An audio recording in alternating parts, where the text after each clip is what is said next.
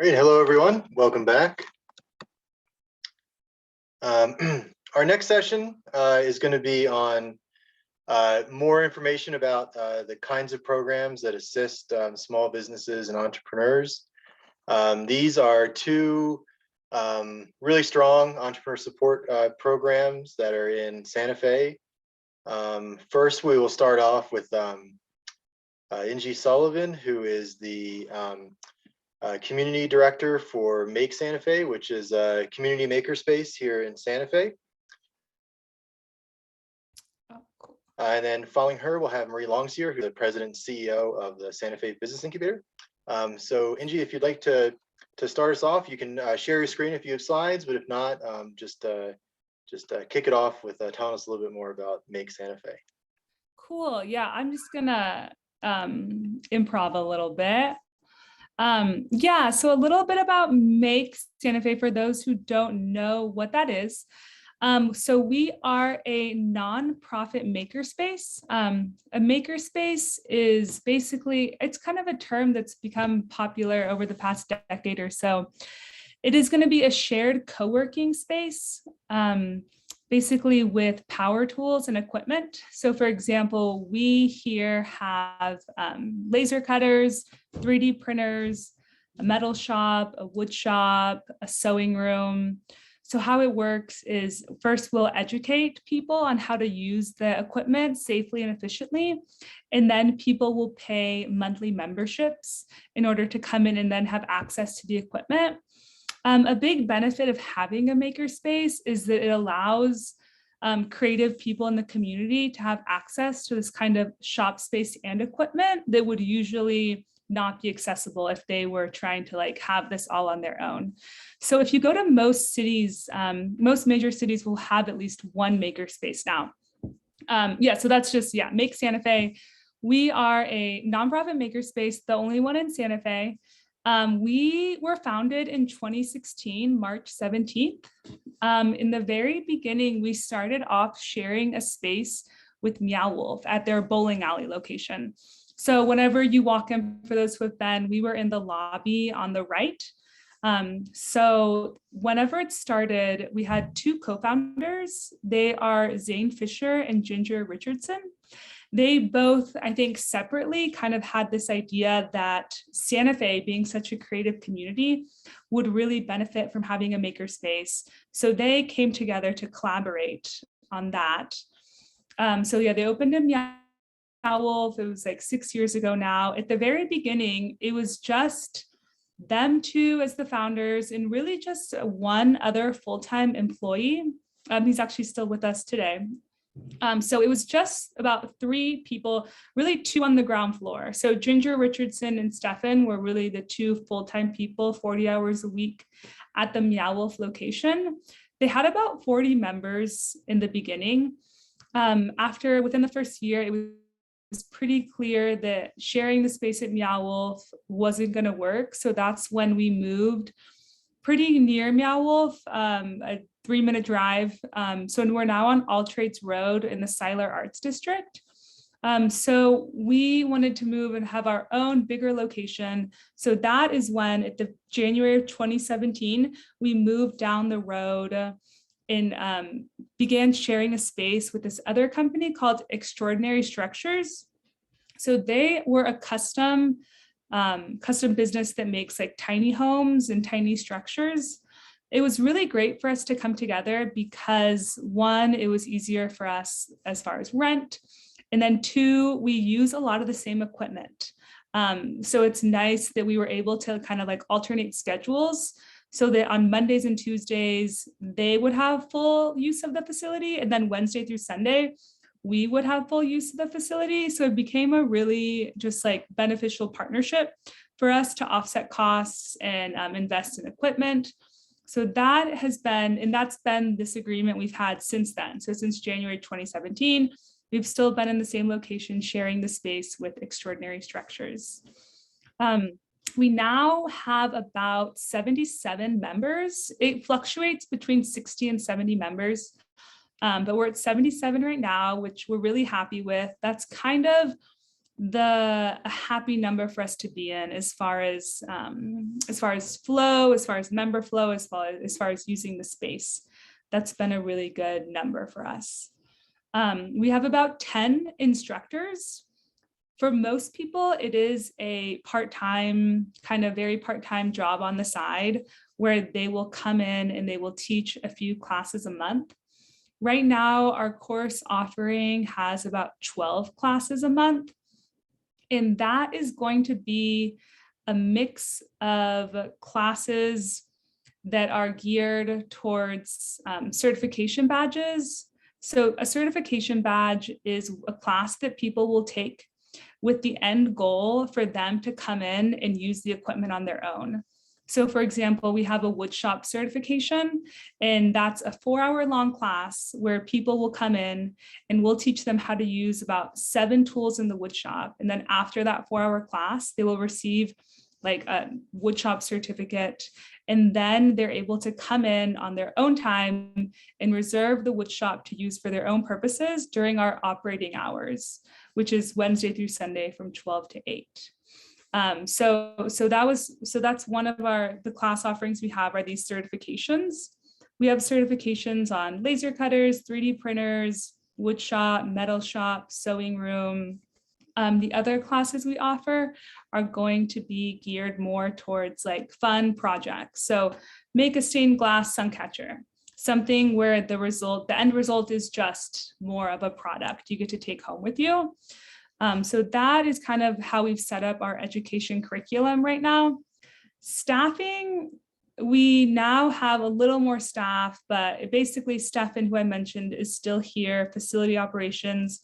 And I came on board 2 years ago, right before the pandemic hit.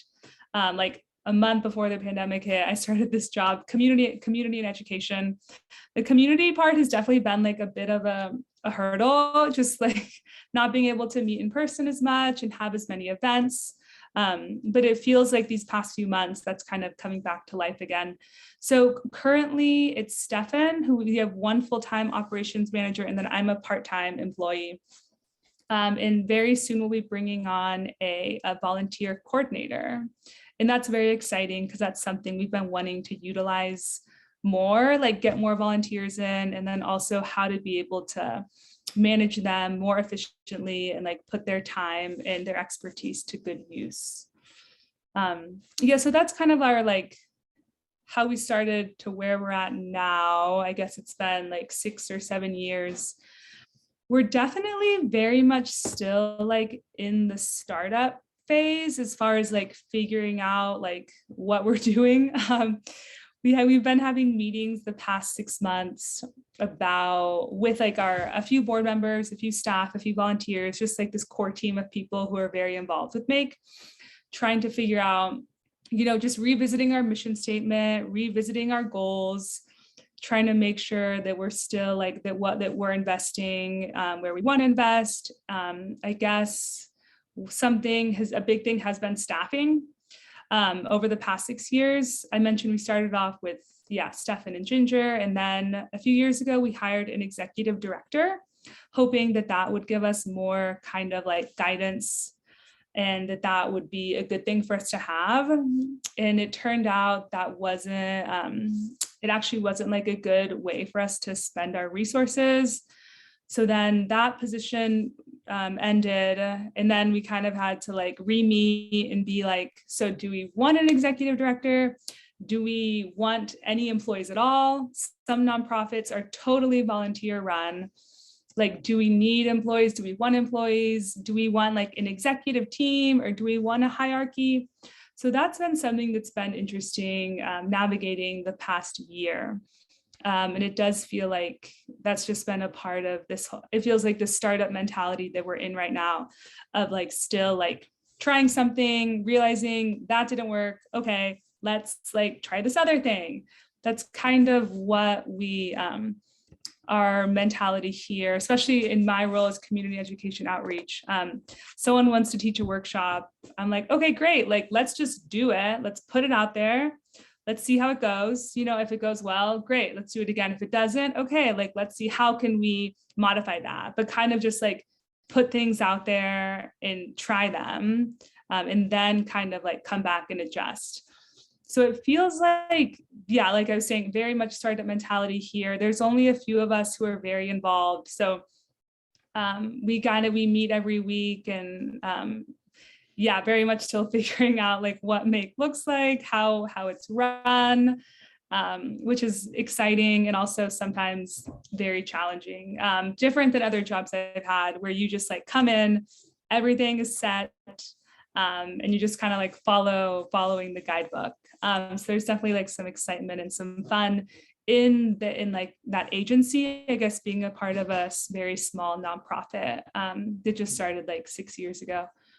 As far as funding goes, the thing that really helped us get going in 2015 was a grant we applied for. There was an exploratory economic development grant that we applied for $25,000, and we got that, and that really helped us get going like from the very beginning. Since then, we have been very like self-supporting. We don't have any debt.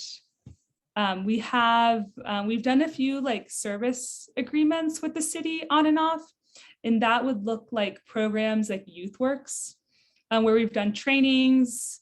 We've had another program called the WAT program, and that was focused on women in the technology and trades field. So those have been a few things that we have explored a little bit to get some grant funding.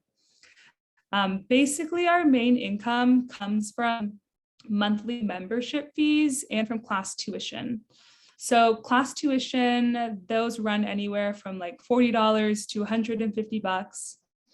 And then our membership fees are currently at $75 a month. And we do have a prorated amount for educators and students. So currently we have 77 members times maybe like 70 paying times 75. So that is going to be where most of our funding is coming from. Let's see, what else? I guess as far as like advice goes to other people who are looking at maybe doing something similar to like a makerspace in wherever they're at, I would say something that we would really recommend is having a really strong, solid business plan, kind of to begin with. And then also just getting to know your city and your audience. So who you think is really going to be coming to use the makerspace. Know your programming, know whether you're catering, is it going to be a lot of hobbyists? Is it going to be artists? Is it going to be entrepreneurs? In Santa Fe, we at Make Santa Fe have definitely had like a mishmash of all sorts of people.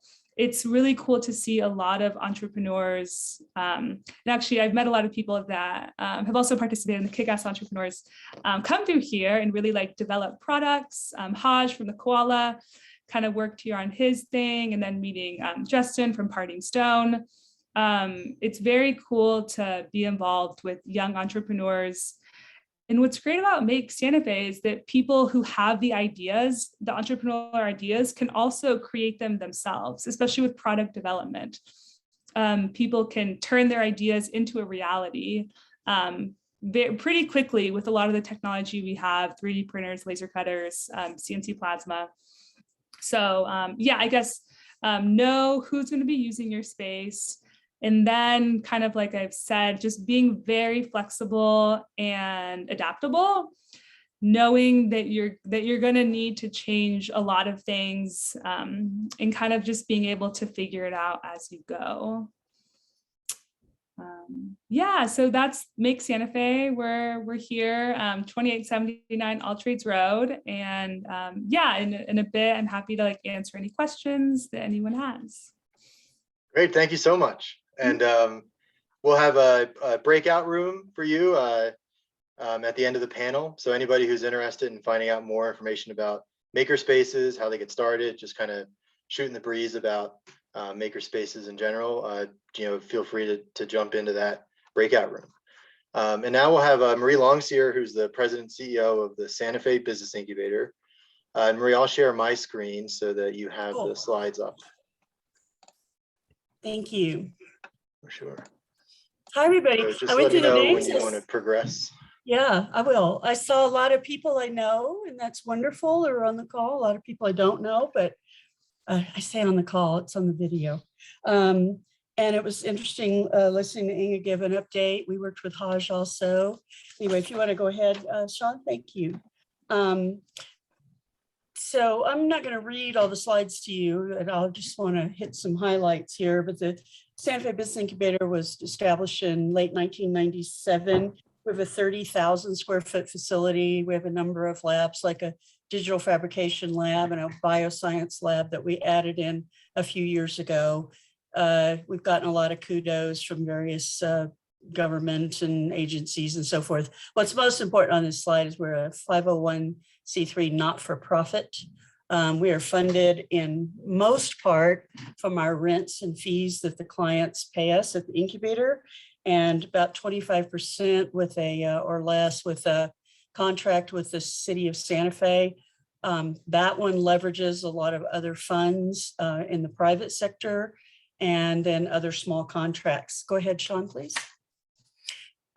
This, you'll see a picture next of our map of our building on the next slide.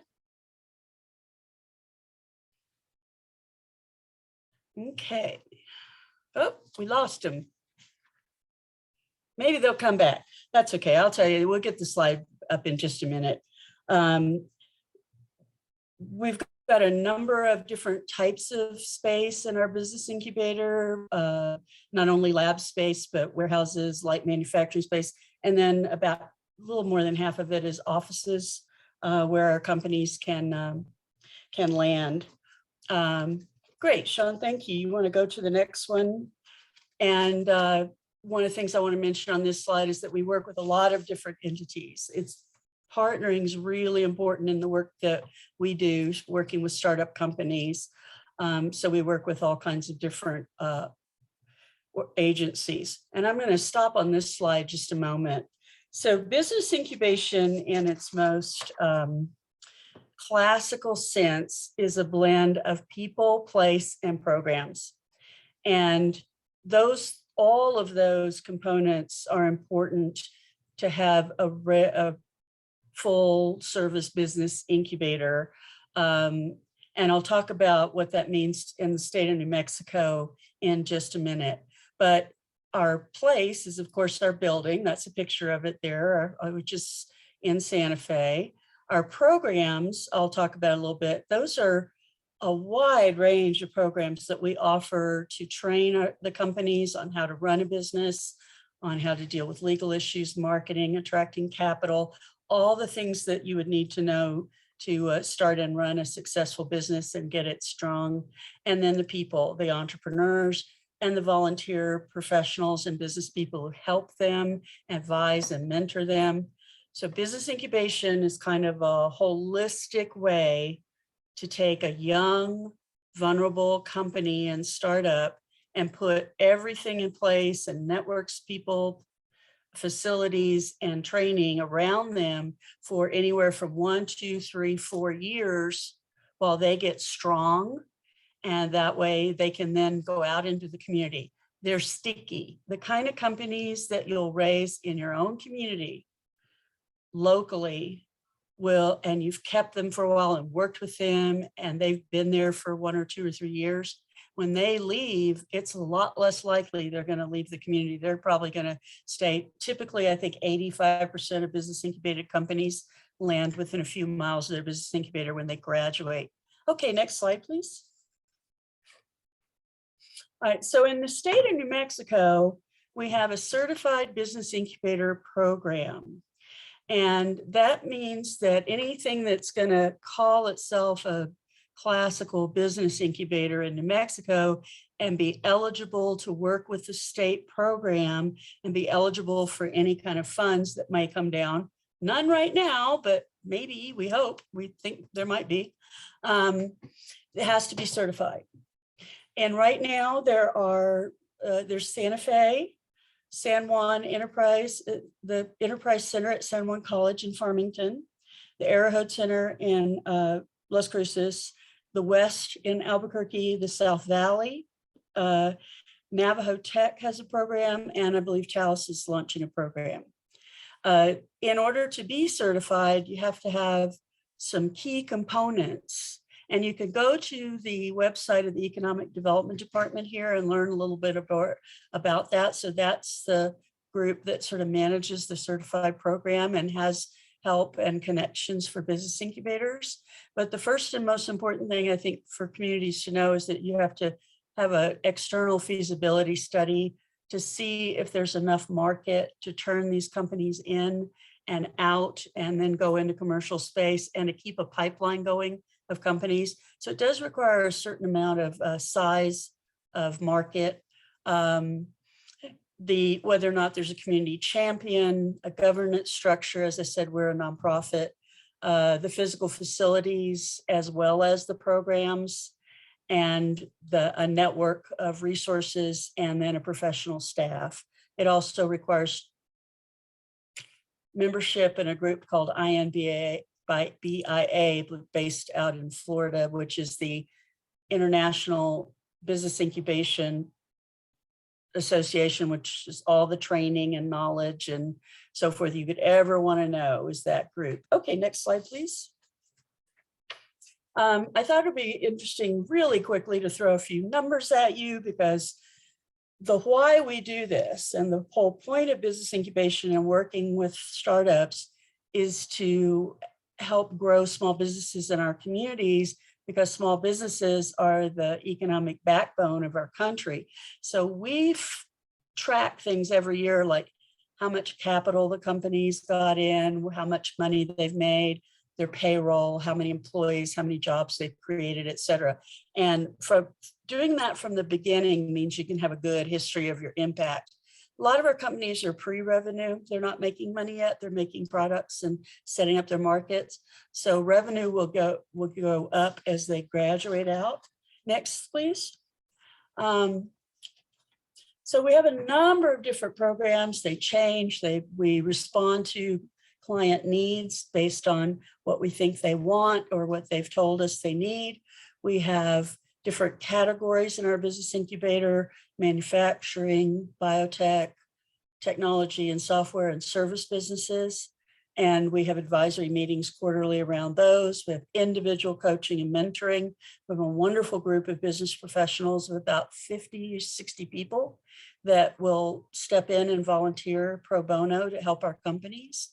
We have review programs to focus on single issues. We have a patent attorney who comes to the business incubator and has open office hours every other week to help people with legal and patent issues.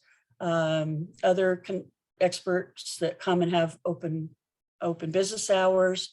In the past, pitch competitions. We have a pre-business incubation program called Runway. Somebody can come with an idea and say, is this a good idea?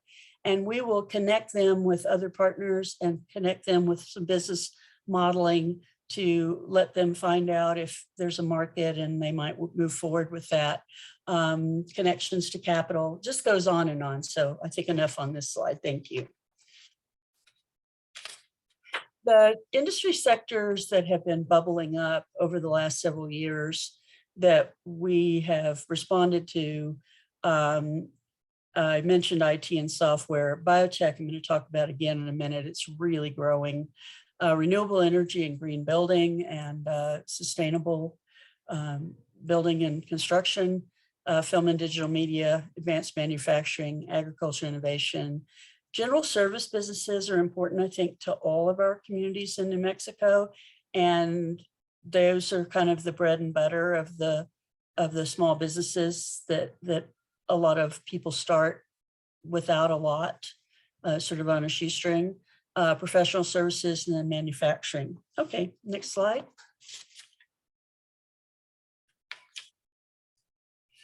So the next slide that we'll get to in a minute will be a picture of our bioscience lab. About 8 or 9 or 10 years ago, we got funds from the U.S. Department of Commerce Economic Development Administration, the EDA, and about a little over $1 million. And we were able to retrofit a space into a bioscience lab to share for companies that were working on different chemistry or biology or pharmaceuticals or biotech devices. This thing is just going great now. There have been a number of biotech companies that have sprung up from our national labs and UNM and our research universities. And we right now have, I think, 6 different biotech companies, and that lab is full all the time. Okay, next. And we can't do any of this without a lot of partnerships. You're looking at 1/3 of this regular staff of the business incubator. The rest are contractors, part-timers, et cetera, that kind of come and go. So to run our programs, we not only do our own programming and our volunteer programming, but we work with all these other agencies. There are actually 49 different entities that we partner with. And these are just some of the highlights: our local government and state government, the Los Alamos Labs, the RDC, the Small Business Development Centers, SCORE and West, the capital groups like New Mexico Angels and the venture capital groups, Biotech, Santa Fe Innovates. All of these and many, many, many more have connections in communities all over New Mexico, and they're all very important to us. Okay, next. To develop your economies, I think it's important to focus on entrepreneurship and developing businesses and growing them and keeping them, because that's where jobs and money and innovation comes from. Working with the workforce development programs, making sure there's commercial space available for these companies to move out to, forming strategic partnerships, forming partnerships and connections to capital and sources of funds and loans, looking at the different industry sectors that are available for you to serve, having broadband, really, really important for small companies. And not every community can build a full service business incubator. It's really expensive to build, and it's really expensive to run these things. But there are partnerships that can be formed. And I know West Incubator and South Valley and our own and Arrowhead, we have programs to connect to other communities and help entrepreneurs. And through the Main Street program, there's been a pilot Sean's been working on the last couple of years, where our volunteers will help communities and entrepreneurs in other places around the state. But there are all kinds of other types of entrepreneurship focused programs, like business accelerator programs, focusing on a little more short-term, maybe 3 to 6 months of training somebody how to get their business going and develop their model and get funding. There are pitch competitions, startup events, business center, innovation centers. There's a lot of exciting and sort of creative different ways to take these concepts and implement them in different sized communities. And that basically forms your entrepreneurial ecosystem.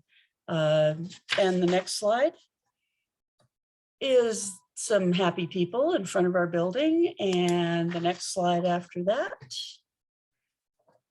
is contact information for the Santa Fe Business Incubator. If you want to see a little bit about our companies and what they do, and learn more about the programs and the history, our website has a lot of good information on it. And I think that brings me to within 20 seconds of my time. Thank you. Great. Thank you so much, Marie. So now we'll go into our breakout rooms. So if you'd like to learn more about business incubation or about makerspaces, please feel free to jump into either of those breakout rooms and ask individual questions or have discussions. Sean, can you guide me here? Because you will automatically go into your room. The speakers will. Yay, I'm automatically, yay.